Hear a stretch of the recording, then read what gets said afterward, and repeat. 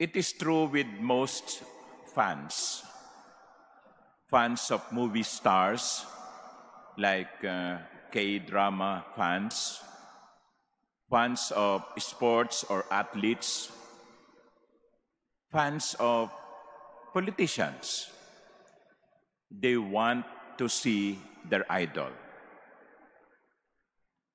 Sometimes I am admiring the energy and the desire of young people who would like to see the Pope, for example, or who would like to see a movie star.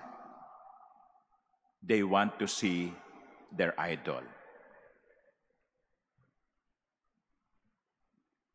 Our gospel, the short gospel, is something like that. Jesus was told that his mother and his brothers are standing outside and they wish to see him. Gusto nilang makita si Jesus. Siguro kung nung araw na yun, kung panahong yon ni Jesus, uso na ang mga cellphone cameras, I'm sure the brothers of Jesus would be bringing one. Picture tayo, selfie. They want to see Jesus. My dear sisters and brothers, I ask you now, do you really want to see Jesus? Do you want to see Jesus?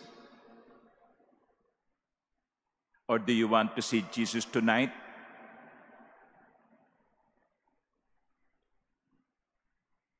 You were smiling because you know that to see Jesus is to die. And many of us are not yet ready or afraid to die. Not yet, Lord. Not tonight. Not today.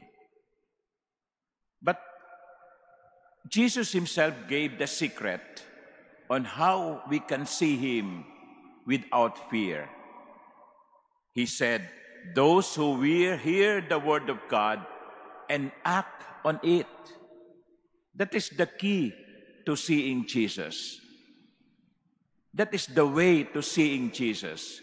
If we want to see Jesus, let us listen to his word and act on his word.